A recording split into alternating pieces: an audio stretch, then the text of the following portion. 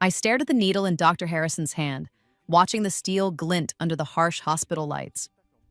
My sister Emma lay in the bed beside me, her face pale and drawn, dark circles under her eyes making her look years older than her 22 years. The same age I'd been when I died. "Are you ready, Sarah?" Dr. Harrison asked, his voice gentle but urgent. "Emma's condition is deteriorating rapidly. We need to harvest the bone marrow today." I looked at Emma, at her hopeful eyes, at my parents hovering anxiously nearby. Mom clutched Dad's arm, both of them looking at me like I was their salvation. Like I'd always been their salvation. The spare parts daughter, the backup plan, the one who existed solely to fix whatever went wrong with their precious firstborn. "No," I said quietly. The word hung in the air like a bomb waiting to explode. "Sarah!" Mom's voice cracked. "What do you mean, no?" I met her gaze steadily. "I mean, no. I won't be donating my bone marrow to Emma." The memories of my previous life flooded back with crystal clarity. 22 years old, lying in this exact hospital bed, recovering from the bone marrow extraction that had saved Emma's life. The procedure that had left me weakened, vulnerable to the infection that killed me 3 weeks later. The infection, the doctors said, was a rare complication that couldn't have been predicted. But I remembered Emma's face when she thought I was unconscious, delirious with fever. The cold satisfaction in her eyes. The whispered phone call to someone named Marcus about how the problem would solve itself soon enough. How she'd hidden my medication, replaced my antibiotics with sugar pills, ensured my immune system couldn't fight back. I remembered dying alone while my family celebrated Emma's recovery in the hospital cafeteria. I remembered being reborn into this same body, this same family, with 17 years of memories intact and a burning need for justice. "Sarah, honey, you're scaring us," Dad said, his voice strained. "Emma needs this transplant. You're the only match we've found." "Actually," I said, pulling out my phone, "I don't think I am." The past 3 years since my rebirth had been spent carefully, methodically planning for this moment. Learning everything I could about genetics, about bone marrow matching, about the medical system. Building relationships, gathering evidence, preparing for the day when Emma's leukemia would return because I knew it would. She'd been in remission for 15 years in my previous life before it came back with a vengeance. But this time, I'd been ready. When I first woke up in my 17-year-old body, the memories of my death still fresh and burning, I'd wanted nothing more than immediate revenge. The rage had consumed me for weeks. I'd fantasized about exposing Emma publicly, about destroying her the way she destroyed me. But as the initial fury faded, I realized that raw vengeance would only hurt innocent people and might not even be believed. Instead, I'd chosen a different path. I'd become a student of my enemy, learning everything I could about Emma's true nature, her weaknesses, her secrets. More importantly, I'd learned about the systems that had enabled her to nearly get away with murder. "What are you talking about?" Emma's voice was weak but sharp with fear. I'd spent my childhood as the forgotten daughter, the afterthought, the one who existed solely to serve Emma's needs. Born 3 years after her specifically because the doctors had warned my parents that Emma might develop genetic health issues and would need a sibling donor. I wasn't planned out of love. I was planned as biological insurance. Emma had been their miracle child, born after years of fertility treatments and miscarriages. I was the backup plan, conceived through IVF with specially selected genetic markers to ensure compatibility. My entire existence had been engineered around being Emma's potential savior, and they'd never let me forget it. While Emma got piano lessons, I got told we couldn't afford them for me too. While Emma got brand name clothes and expensive electronics, I got hand-me-downs and lectures about being grateful. While Emma got college tuition paid in full, I got told I should be happy to attend community college because Emma's medical bills were so expensive. Every birthday party was about Emma somehow. When I turned 8, the theme was sisters, and all the decorations were pink. Emma's favorite color, not mine. When I turned 13, the party was canceled because Emma had a cold and might get sicker if we had people over. When I turned 16, the day I dreamed about getting my driver's license, Emma announced she was applying to early admission programs at Ivy League schools, and suddenly, my birthday dinner became a celebration planning session for her potential acceptance letters. Every achievement was minimized in comparison to Emma's needs. When I made honor roll, the response was lukewarm praise, followed immediately by concern about whether my studying was taking time away from helping Emma with her own schoolwork. When I won a state competition for young writers, the trophy went on the mantel for exactly 1 week before being moved to my bedroom to make room for Emma's participation ribbon from a charity walk. Every moment of potential happiness was overshadowed by reminders of my purpose. "Sarah's so responsible," they'd tell their friends. "Such a caring sister. She knows how important it is to take care of Emma." The message was clear. I existed to serve. My thoughts, my dreams, my aspirations, none of it mattered unless it somehow benefited Emma. When Emma was diagnosed with leukemia at 19, I'd been the first one tested for compatibility. A perfect match, of course. That's what I'd been designed for. I'd donated bone marrow without question because I loved my sister and wanted her to live. I just hadn't realized she wanted me to die. The donation process had been grueling. 4 days of growth factor injections to stimulate my bone marrow production, then hours lying on a hospital bed while my blood was filtered through machines that extracted the stem cells Emma needed. The doctors assured me it was routine, that I'd recover quickly, that I was saving my sister's life. What they didn't tell me was that Emma had been researching my medical records, learning about potential complications, planning for contingencies. She'd befriended several medical students, charmed a lab technician named Marcus Chen, and carefully cultivated relationships with people who had access to medications and test results. During my recovery, when I was weak and vulnerable, Emma had systematically sabotaged my healing. She'd replaced my prescribed antibiotics with sugar pills that looked identical. She'd disposed of my probiotics and immune boosters. She'd even gone so far as to introduce bacteria into my IV line during one of her caring sister visits when the nurses weren't looking. All because she'd discovered something that threatened her perfect life, the truth about her parentage. Emma wasn't my full sister. She was the product of an affair between my mother and Dr. Richard Blackwood, my father's former business partner. And under the terms of my paternal grandfather's will, if Emma's true parentage came to light, she would lose her inheritance to me, the only legitimate grandchild. So she'd decided I had to die. The infection set in exactly as she'd planned. Aggressive, resistant to treatment, spreading faster than my compromised immune system could handle.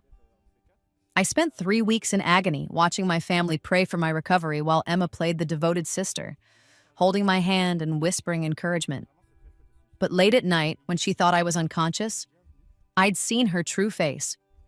The satisfaction when my fever spiked, the relief when doctors delivered bad news, the phone calls to Marcus coordinating the cover-up, ensuring that if anyone ever investigated, the trail would lead nowhere.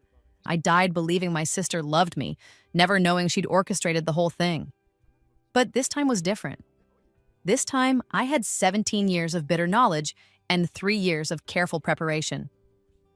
"I had some genetic testing done," I said, pulling up the results on my phone. "Through 23andMe, Ancestry DNA, a few other services.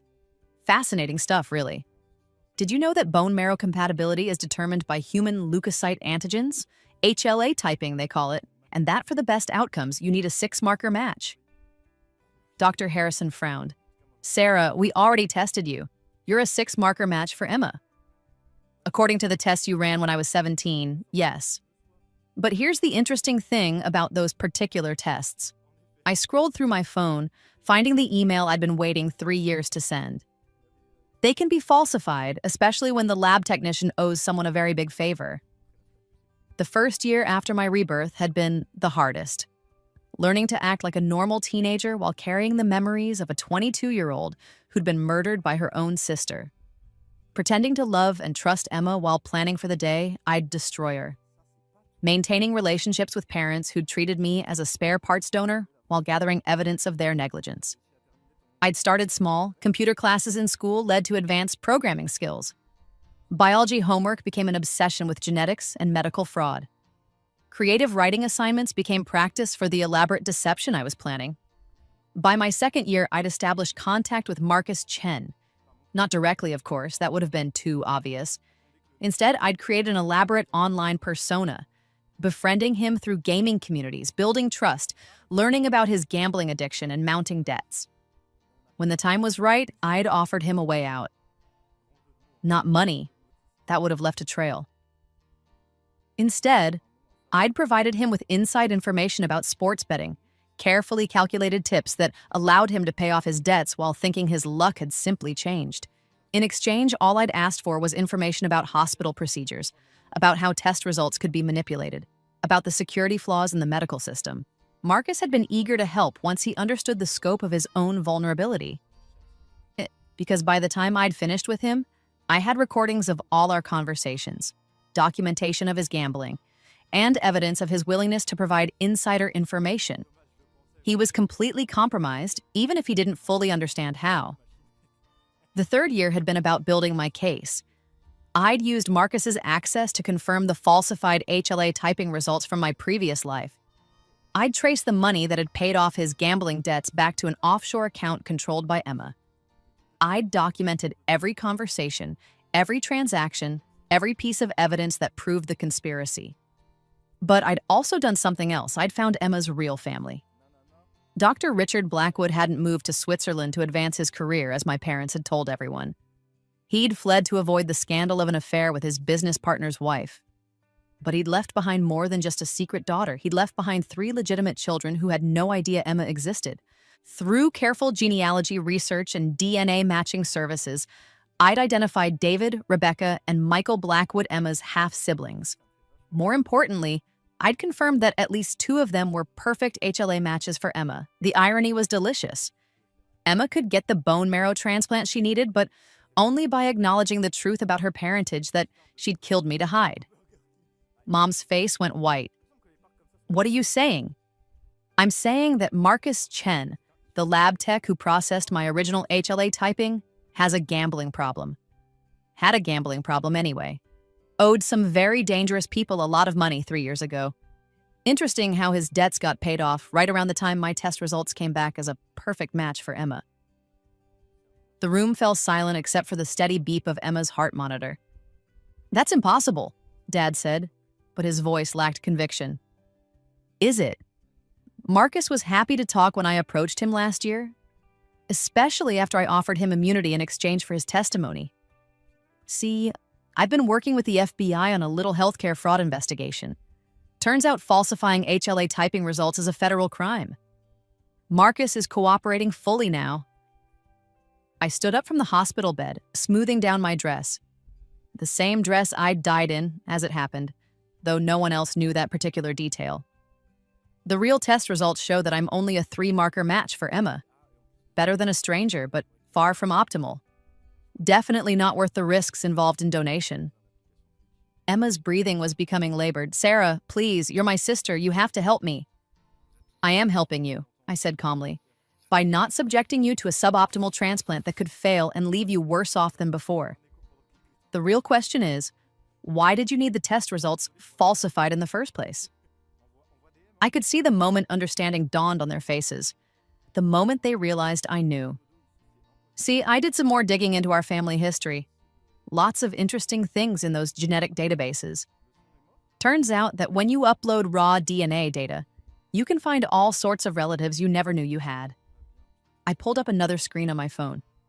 Like Emma's biological father. Mom made a choking sound. Turns out Emma is only my half-sister. Different fathers. Which explains why we're such a poor HLA match. I looked directly at Mom. It also explains why you were so desperate to make it seem like we were compatible. Because if Emma's real family got involved, they might actually be able to help her. And then everyone would know the truth about your affair. The silence in the room was deafening. "Sarah," Dad whispered, "what are you talking about?" "I'm talking about the fact that Emma's biological father is Dr. Richard Blackwood, your old business partner, Dad. The one who conveniently moved to Switzerland right around the time Emma would have been conceived. The one who's now a very wealthy pharmaceutical executive with 3 other children who might actually be genetic matches for Emma." I'd spent months researching Dr. Blackwood, learning everything I could about the man who'd unknowingly provided half of Emma's genetic material. What I'd discovered was a brilliant scientist who'd built a pharmaceutical empire in Europe, specializing in breakthrough treatments for genetic diseases.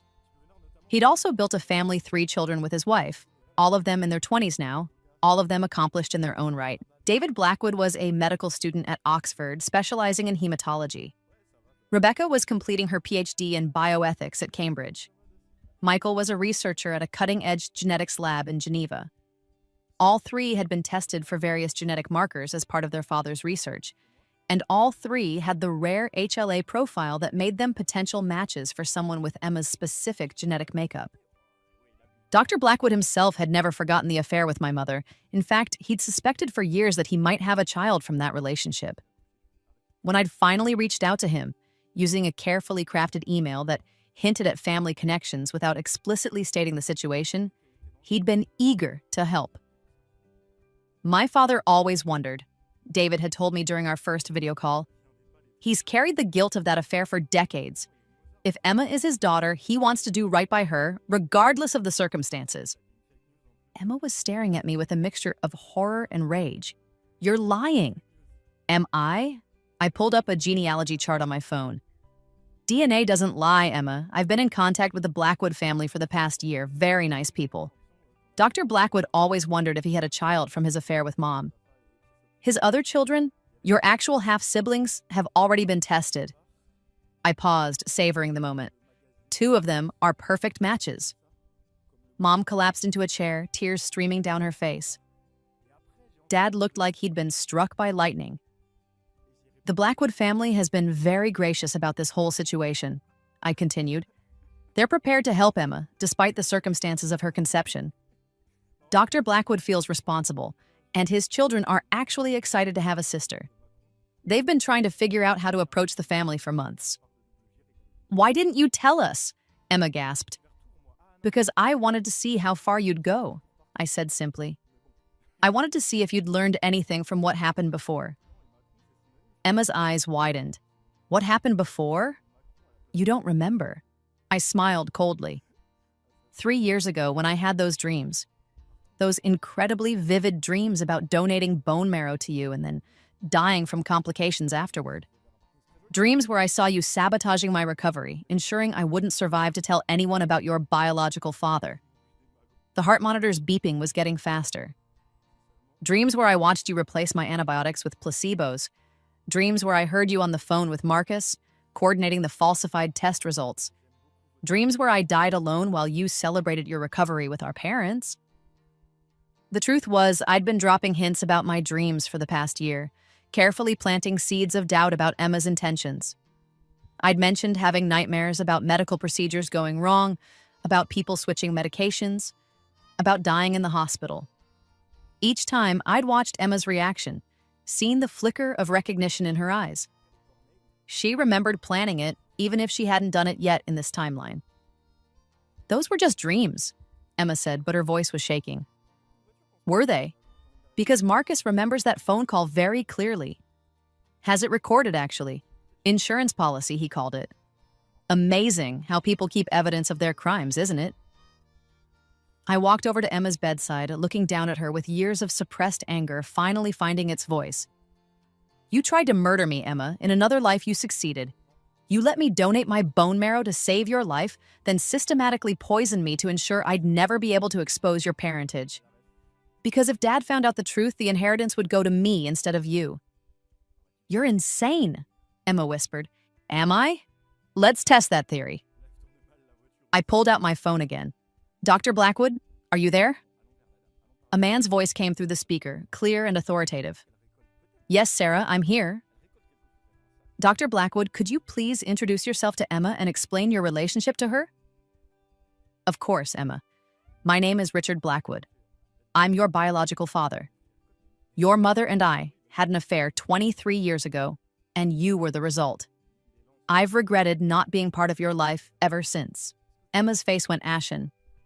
I understand you need a bone marrow transplant, Dr. Blackwood continued.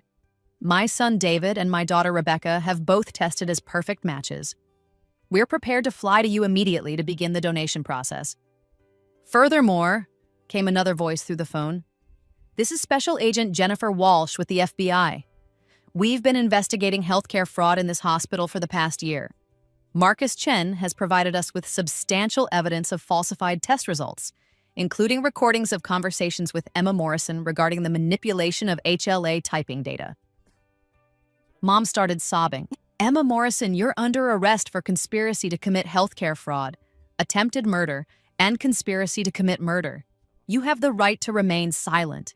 But I wasn't listening to the Miranda rights anymore. I was watching Emma's face as the reality of her situation sank in. The same cold calculation I'd seen in my previous life, the same willingness to sacrifice others for her own benefit. The FBI investigation had been my masterpiece. It had taken 2 years to build the case, starting with Marcus's confession and expanding to include a broader pattern of fraud at the hospital. Emma's case wasn't the only one. There had been other instances of falsified test results, other situations where money had changed hands to alter medical outcomes. But Emma's case was the most egregious because it involved attempted murder motivated by greed. Agent Walsh had been skeptical at first when I'd approached the FBI with my evidence. A teenager claiming to have uncovered a complex medical fraud conspiracy wasn't exactly their typical informant. But the evidence I'd provided was overwhelming. Financial records, recorded conversations, documented test result manipulations, and a clear pattern of criminal behavior. The sting operation had been carefully planned. Marcus had been wearing a wire for the past 6 months, recording every conversation with Emma about the falsified results. The FBI had been monitoring her financial accounts, tracking the payments to Marcus, building an airtight case for conspiracy charges. Emma had unknowingly incriminated herself repeatedly, believing that Marcus was still her loyal accomplice rather than a cooperating witness in a federal investigation. The Blackwood family is genuinely excited to help you, I said as the FBI agents entered the room. David is flying in tonight, Rebecca tomorrow morning. They're good people, Emma. The kind of family you should have had all along. Sarah, Emma said as the handcuffs clicked around her wrists. I never meant... Yes, you did, I interrupted. You meant every bit of it. The only difference this time is that I was ready for you. As they wheeled Emma out of the room, I turned to my parents. Mom was still crying. Dad looked broken. The FBI will want to interview you both about your knowledge of the falsified test results, I said. I'd recommend getting lawyers. Sarah, Dad said quietly, I never knew about the affair. I never knew about any of this. I studied his face, looking for deception. After 17 years of psychological abuse disguised as family dynamics, I'd gotten very good at reading people. In my previous life, I died believing that my parents loved me, even if they loved Emma more. But the investigation had revealed uncomfortable truths about their knowledge and complicity. They might not have known about the falsified test results, but they'd certainly known about the preferential treatment, the financial manipulation, the way I'd been systematically devalued in favor of Emma. Mom had known about the affair, obviously. She'd known that Emma wasn't Dad's biological daughter, and she'd actively participated in covering up that truth. She'd also known about Emma's personality, her manipulative tendencies, her willingness to hurt others to get what she wanted. Dad, for his part, had chosen willful ignorance. He'd seen the signs of favoritism, the way I was treated as secondary to Emma's needs, but he'd justified it by telling himself that Emma was sicker, needier, more fragile. He'd abdicated his responsibility as a parent in favor of keeping the peace. I believe you, I said finally. But you did know that Emma was getting preferential treatment. You did know that I was being treated as a spare parts donor rather than a daughter. You did nothing to stop that. Dad nodded, tears in his eyes. You're right, we failed you. I failed you. Yes, you did. I picked up my purse and headed for the door, but it's not too late to do better. The weeks that followed Emma's arrest were a whirlwind of media attention, legal proceedings, and family drama. The story of the healthcare fraud conspiracy made national news, particularly the angle about the teenager who'd exposed her own sister's plot to commit murder. I became something of a minor celebrity, which I found deeply ironic given that I'd spent most of my previous life being invisible. Talk show producers called, requesting interviews. Publishers reached out about book deals. College admissions officers suddenly found my application much more interesting. But the real satisfaction came from watching justice unfold. Emma was denied bail due to flight risk and the severity of the charges. The evidence against her was overwhelming. Recorded conversations detailing the conspiracy, financial records showing payments to Marcus, and expert testimony about the medical implications of her actions. Marcus, in exchange for his cooperation, received a reduced sentence and entered witness protection. The other cases of healthcare fraud at the hospital were prosecuted as well, leading to a complete overhaul of the medical system's oversight procedures. Dr. Blackwood and his children arrived within days of Emma's arrest. David and Rebecca both tested as perfect matches for Emma's specific genetic profile, and Rebecca volunteered to be the donor. "It's strange," Rebecca told me as we sat in the hospital waiting room during the procedure. "Growing up, I always felt like something was missing from our family. Like there was a piece we hadn't found yet." "And now you have," I said. "Now we have Emma, yes, but we also have you." Rebecca smiled. "You're the one who brought us all together. Your family too, in a way." I appreciated the sentiment, but I wasn't ready for new family relationships. The betrayal by my existing family ran too deep for easy replacement. The bone marrow transplant was successful. Emma's body accepted Rebecca's stem cells without complications, and her prognosis was excellent. She would recover fully from the leukemia, though she would spend the next several years in federal prison for her crimes. Meanwhile, my own life was finally beginning. With Emma's arrest, the truth about my family's dysfunction became public knowledge. Child Protective Services opened an investigation into my parents' treatment of me, though at 20, my actual age, despite my teenage body, I was technically an adult and could make my own decisions. I chose to emancipate myself legally and financially from my parents. The inheritance that Emma had been so desperate to protect now passed to me by default, since I was the only legitimate heir. It was substantial enough to pay for college, medical school, and whatever life I wanted to build. More importantly, I was free from the suffocating expectations and manipulation that had defined my first life. No one expected me to sacrifice myself for anyone else. No one treated me as spare parts. No one reminded me daily that my only value lay in what I could provide to others. I enrolled at Harvard University, double majoring in pre-med and bioethics. My personal statement about healthcare fraud and family dynamics had apparently made quite an impression on the admissions committee. My professors were impressed by my unusual maturity and insight into medical ethics, though they attributed it to my experiences as a whistleblower rather than my memories of being murdered. 3 days later, I sat in a coffee shop near Harvard Square waiting for David and Rebecca Blackwood. They'd driven down from their hotel in Boston to meet with me before flying back to Europe. "She's recovering well from the transplant," David said as he settled into his chair with a cup of coffee. "The doctors say her prognosis is excellent. And she's cooperating fully with the FBI investigation," Rebecca added.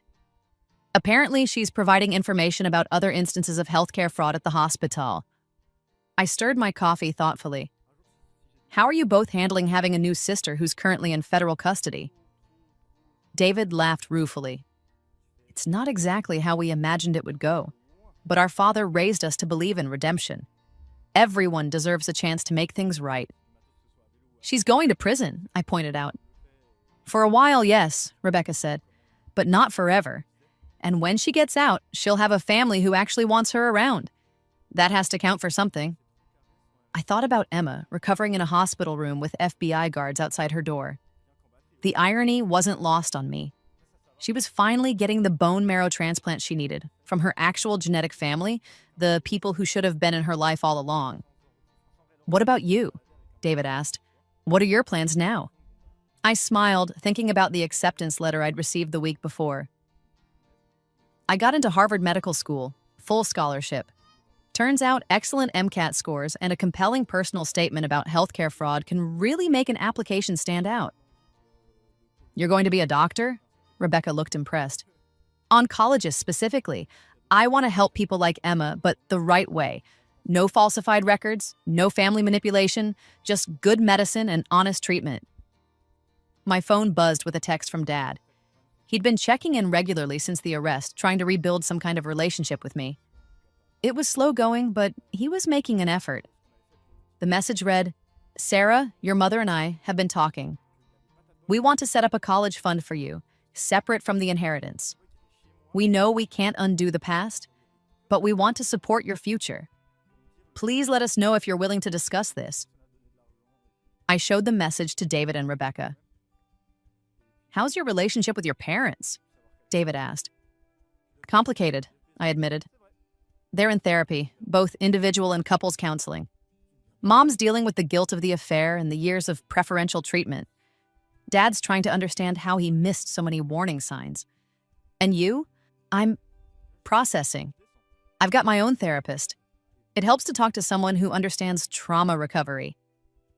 What I didn't mention was that my therapist was one of the few people who knew the whole truth about my rebirth experience.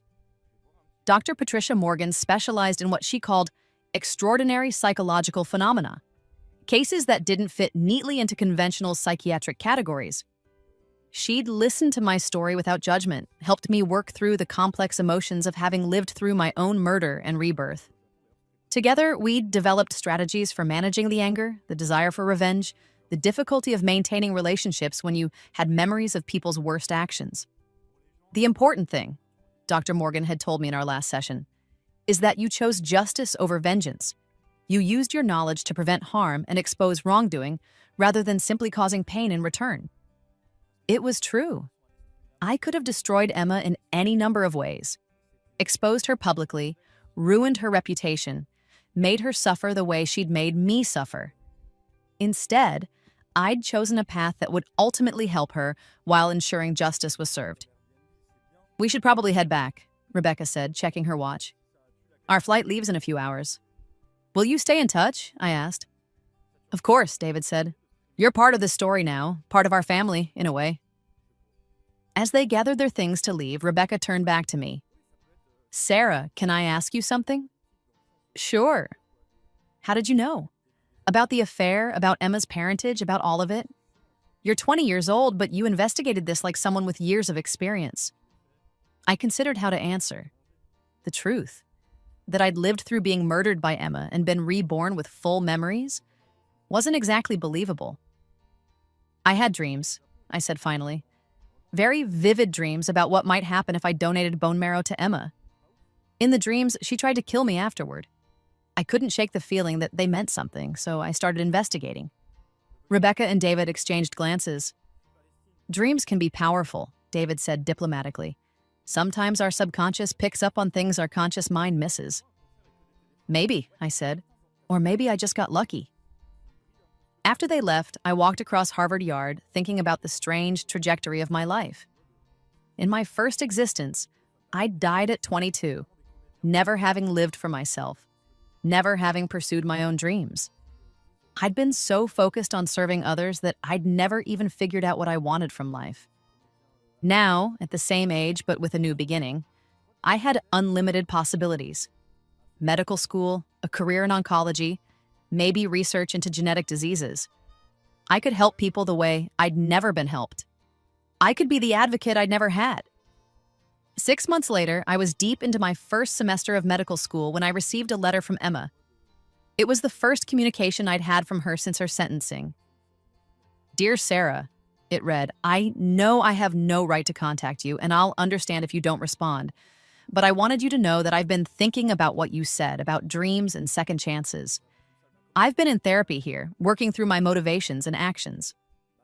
My therapist says I show signs of antisocial personality disorder, that my ability to manipulate and harm others was likely present long before the leukemia diagnosis. The cancer didn't make me evil. It just gave me an excuse to act on impulses I already had. I remember planning to hurt you. I remember being jealous of the attention you got when you were helping me. I remember resenting that you existed at all because your existence reminded me that I wasn't really Dad's daughter. I don't expect forgiveness. I don't even deserve to be writing this letter. But I wanted you to know that I remember what I was planning to do, and I'm grateful that you stopped me. Not because I avoided prison. I deserve to be here. But because you prevented me from becoming a murderer." The Blackwoods visit every week. They've been more of a family to me in 6 months than our parents were in 20 years. David is teaching me about genetics and medical ethics. Rebecca is helping me understand the impact of my actions on the healthcare system. Dr. Blackwood talks to me about responsibility and redemption.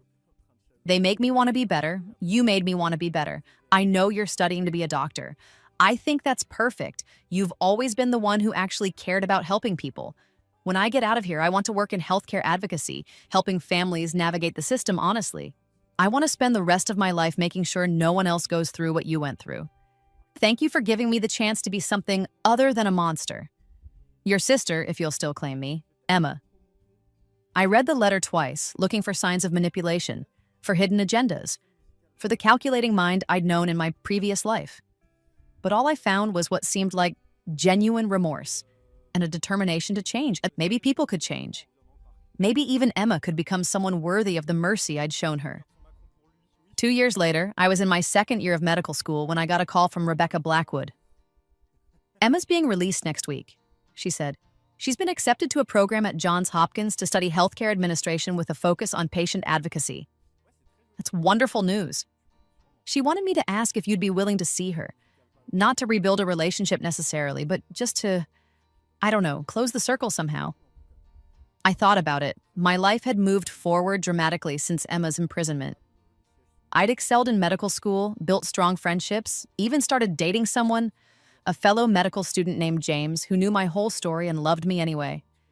I'd also reconnected with Dad, who had divorced Mom and spent the past 2 years in intensive therapy, dealing with his own issues around favoritism and family dynamics. Mom and I were still largely estranged. Her betrayal ran too deep for easy forgiveness, but we were civil when necessary. I'll think about it, I told Rebecca. A week later, I sat in the same coffee shop where I'd first met David and Rebecca, waiting for Emma. She looked different. Older, more thoughtful. Less of the entitled princess I'd grown up with. "Thank you for coming," she said as she sat down. "How are you adjusting?" "It's surreal. The world changed a lot in 2 years." Emma smiled ruefully. "I missed smartphones getting even smarter, apparently. And everyone's talking about artificial intelligence now." We made small talk for a while. Her plans for school, my medical studies, the Blackwood family's ongoing support. But eventually, we had to address the elephant in the room. "Sarah," Emma said, "I need you to know that I remember more now. About my intentions, about what I was planning to do to you. The therapy in prison, it helped me access memories I'd been suppressing." I set down my coffee cup. And I remember being grateful when you got the infection after the bone marrow donation in your dreams. I remember hoping you'd die so the secret about my paternity would die with you. Emma's voice was barely above a whisper. I remember switching your medications in my mind, planning how I would do it. I remember the phone calls I was going to make to Marcus. I remember calculating exactly how long it would take for you to die from the infections I was going to cause. The admission hung in the air between us. "In this life?" I asked. "No, but the thoughts were there. The plans were forming. If you hadn't exposed everything when you did, I would have gone through with it." Emma met my eyes. "I don't understand how you knew what I was planning before I even fully knew it myself, but I believe you about the dreams. Because the person you described, that was exactly who I was becoming." I felt a chill run down my spine. "Emma, I was a monster, Sarah. Maybe I still am, deep down. But I'm trying to build something better on top of that foundation." Emma wiped tears from her eyes. "I don't expect forgiveness. I don't even deserve to be sitting here with you, but I needed you to know that I remember who I was, and I'm sorry." We sat in silence for a long moment. Outside the coffee shop window, Boston moved at its usual frantic pace. Students hurried past with backpacks full of books. Doctors and nurses from nearby hospitals grabbed quick coffee breaks between shifts. Normal people living normal lives, unaware that two sisters were sitting a few feet away discussing attempted murder and supernatural second chances. "What do you want from me?" I asked finally. "Nothing," Emma said. "I want absolutely nothing from you, Sarah. For the first time in my life, I'm not asking you to save me or fix me or sacrifice for me. I just wanted to acknowledge what I almost did and tell you that I'm going to spend the rest of my life trying to become worthy of the mercy you showed me." I studied her face, looking for deception, for manipulation, for any trace of the person who had murdered me in another life. But all I saw was genuine remorse and a determination to do better. "The Blackwoods have been more family to me than our parents ever were," Emma continued. Dr. Blackwood talks to me about responsibility and legacy. David explains medical ethics in ways that make me understand how wrong my thinking was. Rebecca helps me see the broader implications of healthcare fraud, how it affects entire communities. And what have you learned? That I was never entitled to your sacrifice. That being sick didn't give me the right to hurt you. That families should protect each other, not exploit each other. Emma's voice grew stronger. That love isn't about taking everything someone is willing to give. It's about making sure they have something left for themselves. I found myself thinking about my current life, about the relationships I'd built since freeing myself from my family's dysfunction. James, who insisted on splitting every dinner bill because he said love shouldn't come with debt. My study group, who made sure everyone understood the material instead of competing with each other. My advisor, Dr. Chen, who pushed me to pursue my own research interests instead of just following established paths. Real love, I'd learned, was about building people up, not consuming them. I'm glad you've learned that, I said. The program at Johns Hopkins, it's focused on patient advocacy and healthcare equity. I'll be learning how to help families navigate medical crises without exploitation, how to ensure informed consent, how to prevent the kind of fraud that nearly destroyed our family. Emma paused. I want to make sure no other family goes through what we went through. That's a good goal. I know it doesn't undo what I did, what I planned to do, but maybe I can prevent other people from making the same choices I made. I thought about that. In my previous life, Emma had succeeded in murdering me, and no one had ever known. She'd gone on to live her life with my inheritance, probably never thinking twice about what she'd done. How many other families had similar dynamics? How many other siblings were being exploited, manipulated, or worse? There's something I need to tell you, I said, about the investigation, about what we uncovered. Emma looked puzzled. You weren't the only one. The FBI investigation revealed 17 other cases of healthcare fraud at that hospital alone. Falsified test results, manipulated diagnoses, coerced donations. And that was just one hospital in one city. Emma's face went pale. 17 others? Siblings pressured into organ donation for family members who weren't really compatible.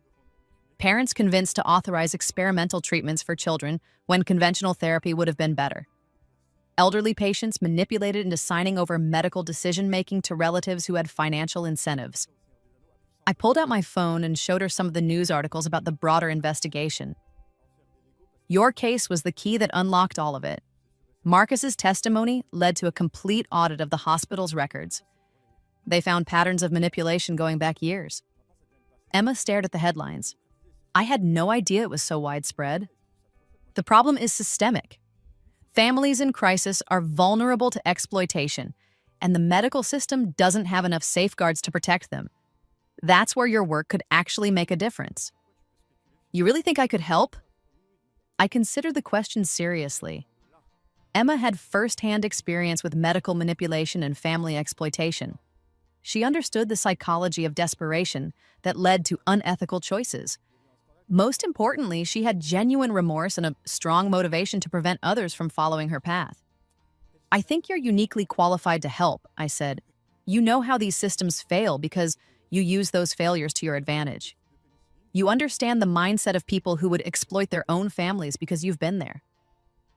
But who would trust someone like me? A convicted felon? The families who are going through what ours went through. The siblings who feel pressured to sacrifice themselves. The parents who are being manipulated by healthcare systems they don't understand. I leaned forward. Sometimes the best advocates are the people who've been on both sides of the problem. Emma was quiet for a long moment, processing what I'd said. Sarah, can I ask you something? Sure. In your dreams, when I killed you, did you hate me?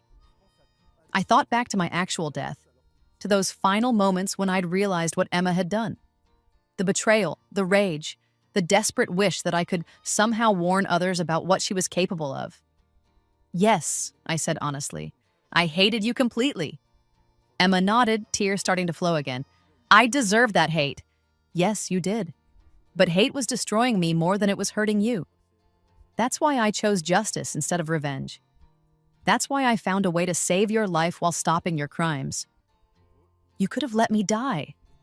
If you hadn't arranged for the Blackwoods to help, my cancer would have killed me. I could have. But then I would have become like you. Someone who was willing to let family members die for personal satisfaction. We sat in silence again, both lost in our own thoughts. What happens now? Emma asked eventually. Now you go to Johns Hopkins and learn how to help people. You work to understand the systems that failed our family and figure out how to fix them. You use your experiences to protect other families from going through what we went through. And us, our relationship. I considered that question carefully. Emma and I would never have a normal sister relationship. Too much had happened. Too much trust had been broken. But maybe we could have something else.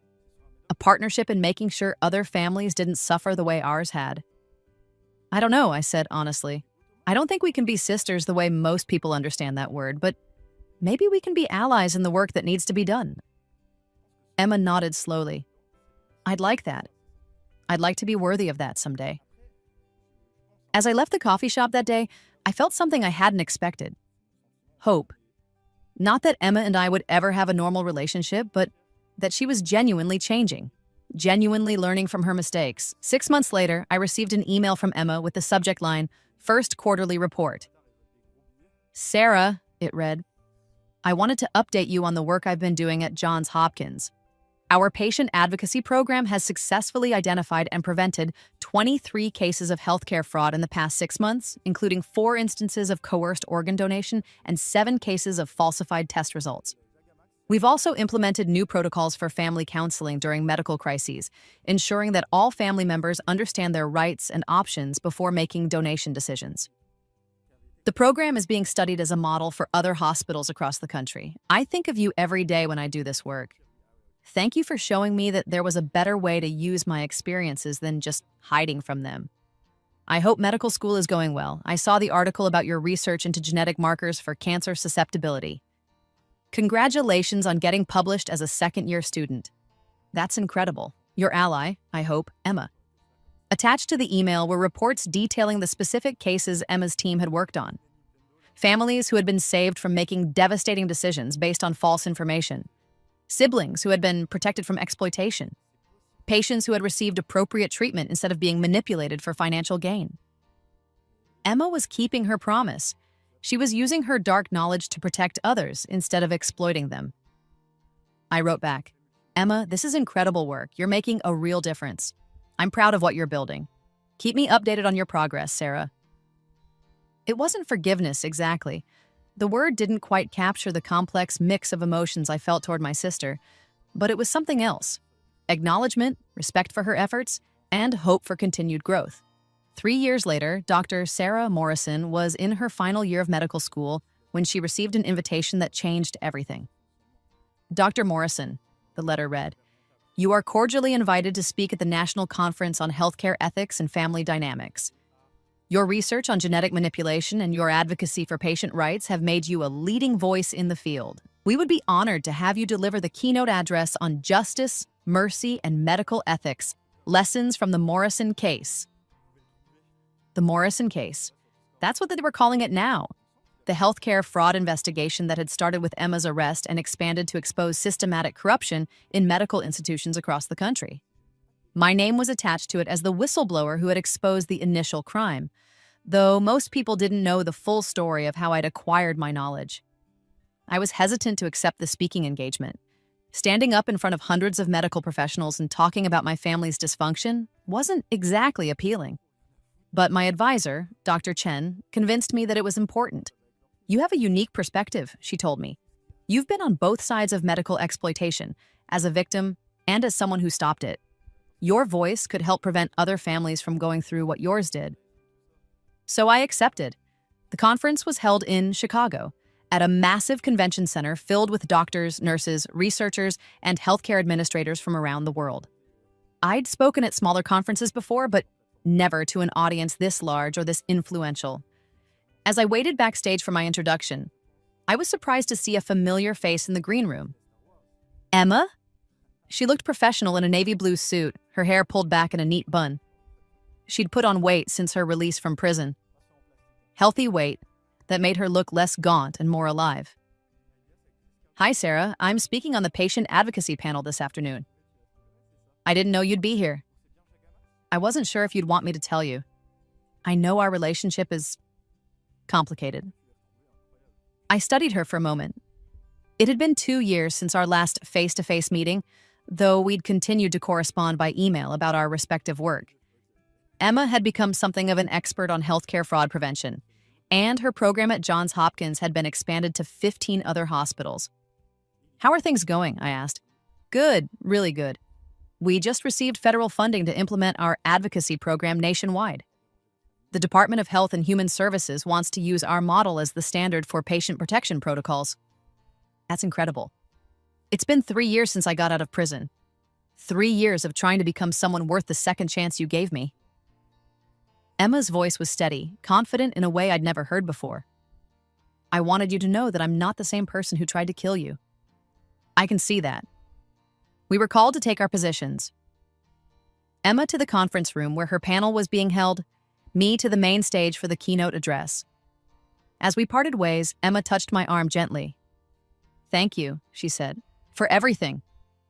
I took the stage to thunderous applause, looking out at an audience of hundreds of medical professionals who had come to hear about ethics, justice, and the complex dynamics of family medical crises. Ladies and gentlemen, I began, I want to tell you about a family that was destroyed by medical manipulation and how they found a way to rebuild themselves stronger than before. I told them about the pressure placed on sibling donors, about the ways financial incentives could corrupt medical decisions, about the importance of informed consent and patient advocacy. I talked about systemic failures in the healthcare system and the need for better safeguards to protect vulnerable families. What I didn't tell them was the whole truth about my rebirth, about living through my own murder, about having supernatural knowledge of crimes that hadn't been committed yet.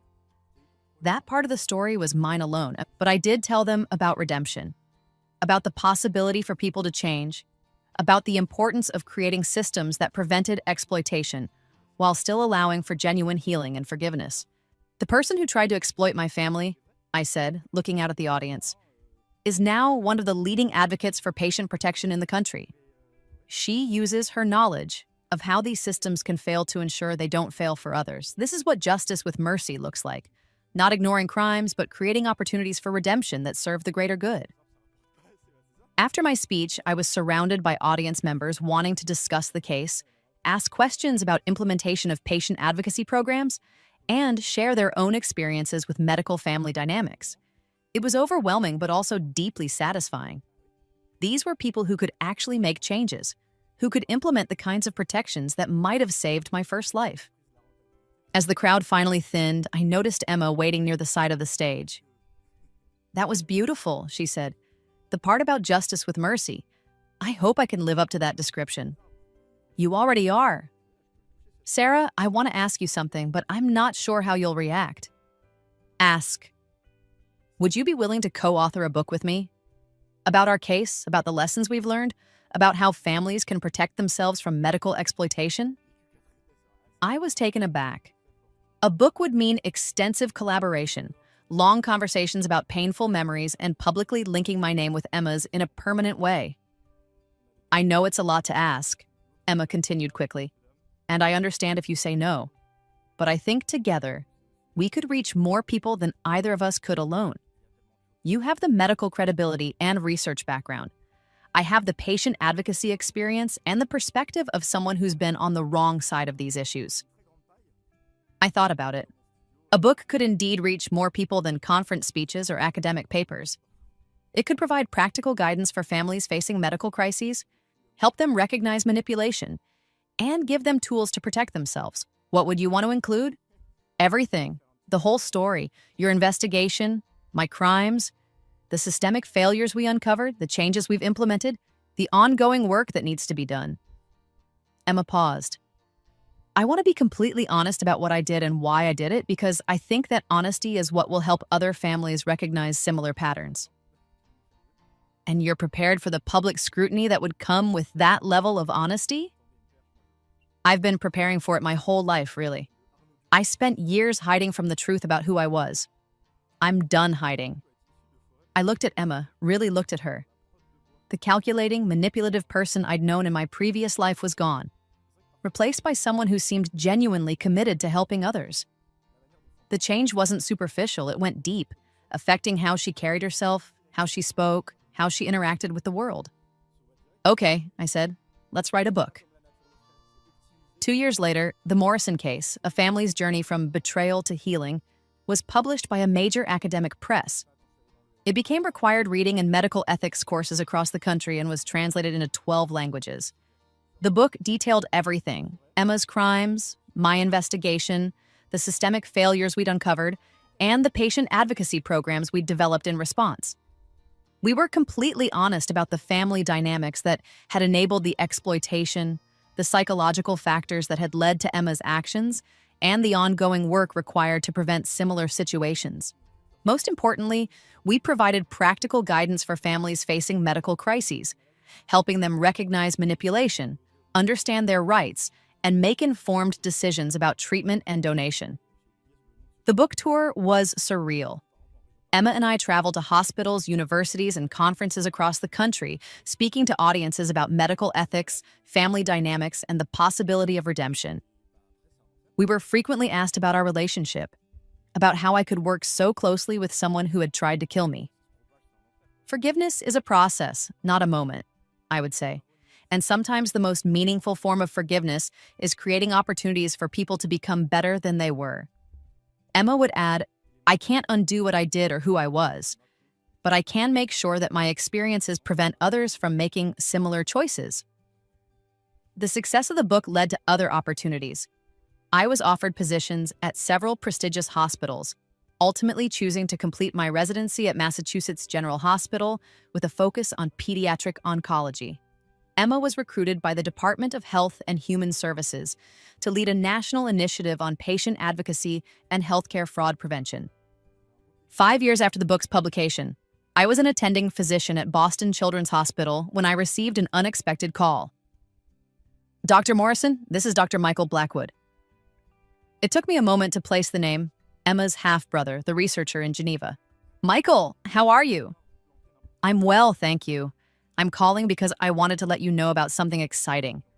We've been using the patient advocacy protocols you and Emma developed here in Europe, and the results have been remarkable.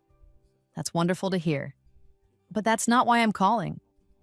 Sarah, we've been working on a research project that I think you'd find very interesting. We're studying genetic markers associated with unusual memory phenomena, cases where people have vivid, detailed memories of events that may not have happened in their timeline. I felt my heart skip a beat. What kind of events? Medical procedures, family interactions, significant life experiences that people remember clearly, but that don't match documented history. We're finding that these memories often contain accurate medical or psychological insights that the person shouldn't have been able to know. That sounds fascinating. We think it might be related to genetic variations that affect memory formation and temporal perception. Very rare, very poorly understood, but potentially very important for understanding consciousness and memory.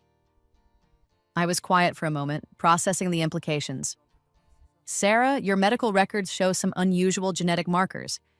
And given your uncanny ability to predict and prevent the healthcare fraud in your family's case, we wondered if you might be willing to participate in our study. What would that involve? Genetic testing, brain imaging, detailed interviews about your memory experiences, completely confidential, completely voluntary. But if our hypothesis is correct, you might be able to help us understand a phenomenon that could have profound implications for medicine and psychology. I thought about my rebirth experience, about the memories I carried from a life that had ended and begun again. For years, I'd kept that knowledge to myself, shared only with Dr. Morgan in the safety of therapy sessions. Can I think about it? Of course, take all the time you need. But Sarah, if you do have the kind of memories we're studying, you're not alone. And understanding how they work could help other people who are struggling with similar experiences.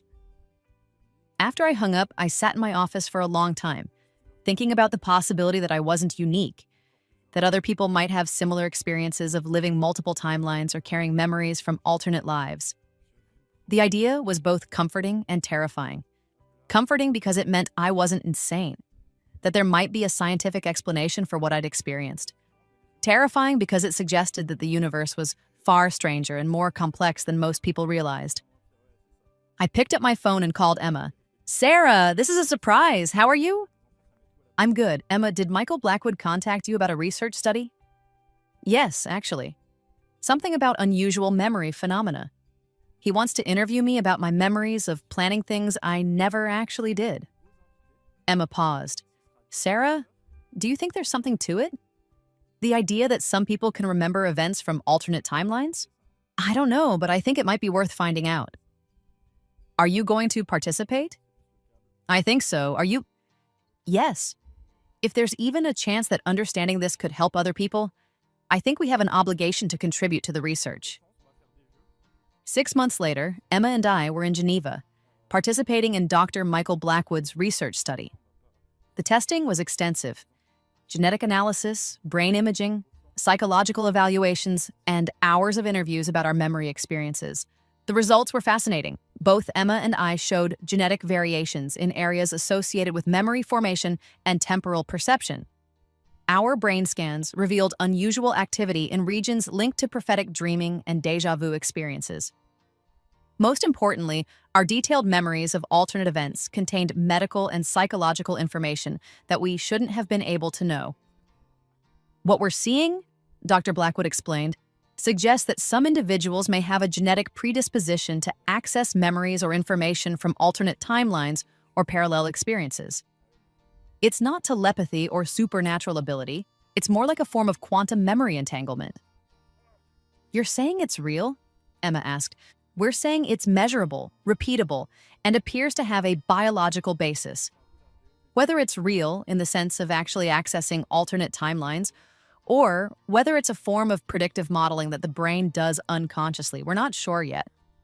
But it explains how Sarah knew what I was planning before I fully knew it myself," Emma said. "And it explains how you were able to remember planning things you never actually did," I added. The research continued for 2 years, with Emma and me serving as primary subjects. The study eventually expanded to include dozens of other individuals with similar experiences. People who claimed to remember alternate versions of their lives, who had prophetic dreams that came true, who seemed to have access to information they shouldn't possess. The findings were published in the Journal of Consciousness Studies and sparked intense debate in the scientific community. Some researchers dismissed the work as pseudoscience. Others saw it as groundbreaking research into the nature of memory and consciousness. For Emma and me, the research provided something invaluable: validation that our experiences were real, measurable, and part of a larger phenomenon that science was only beginning to understand. 10 years after Emma's release from prison, we stood together at the dedication ceremony for the Morrison Center for Medical Ethics and Patient Advocacy at Johns Hopkins Hospital. The center, funded by grants and donations generated by our book and advocacy work, would train healthcare professionals in ethical treatment protocols and provide support for families facing medical crises. "I never imagined this," Emma said as we watched the ribbon-cutting ceremony. 10 years ago, I was in prison for trying to murder you. Now we're dedicating a center that will protect families like ours." "People can change," I said. "You're proof of that. We both are. You could have destroyed me completely, but you chose to save me instead. That choice changed everything." As the ceremony concluded and guests moved inside for the reception, Emma and I found ourselves alone for a moment on the hospital steps. "Sarah, can I ask you something?" "Always." "Do you ever wonder what would have happened if you hadn't been reborn with those memories? If you hadn't been able to stop me?" I thought about it. In that alternate timeline, Emma would have successfully murdered me, inherited our family's wealth, and never faced consequences for her actions. She would have lived her life as a killer, probably escalating to other crimes over time. "I think you would have become something terrible," I said honestly. "And I think our family would have been destroyed by secrets and lies. And now you're saving other families from going through what we went through. You've built something meaningful from the worst parts of your nature." Emma nodded, tears in her eyes. "I'm grateful every day that you gave me the chance to become someone better." As we walked into the reception together, I reflected on the strange journey that had brought us here. From murder victim to medical student to advocate for change. From would-be killer to convicted felon to patient rights pioneer. We weren't sisters in any traditional sense. The trust that had been broken between us could never be fully repaired, but we had become something else. Partners in ensuring that no other family would suffer the way ours had, allies in the fight against medical exploitation and systematic abuse. Most importantly, we had become proof that even the worst betrayals could be transformed into forces for good, that justice and mercy could coexist, and that people could change if given the right opportunities and incentives. As I watched Emma speak to a group of young medical students about the importance of patient advocacy, I felt something I hadn't experienced in either of my lives: peace. Not the peace of the innocent, but the peace of someone who had faced the worst of human nature and found a way to transform it into something better. The Morrison Center would train thousands of healthcare professionals over the coming years. The patient advocacy protocols we'd developed would be implemented in hospitals around the world. The book we'd written would continue to educate families about their rights and protections. But more than any of that, Emma and I had proven something important: that even the darkest family dynamics could be healed, that even the most broken relationships could be rebuilt into something useful, and that justice with mercy was not just an ideal, but a practical approach to creating meaningful change. I had been murdered by my sister and reborn with the knowledge to stop her from doing it again. Instead of using that knowledge for revenge, I had chosen to use it for redemption, both hers and mine. It was, I thought, the best possible use of a second chance at life.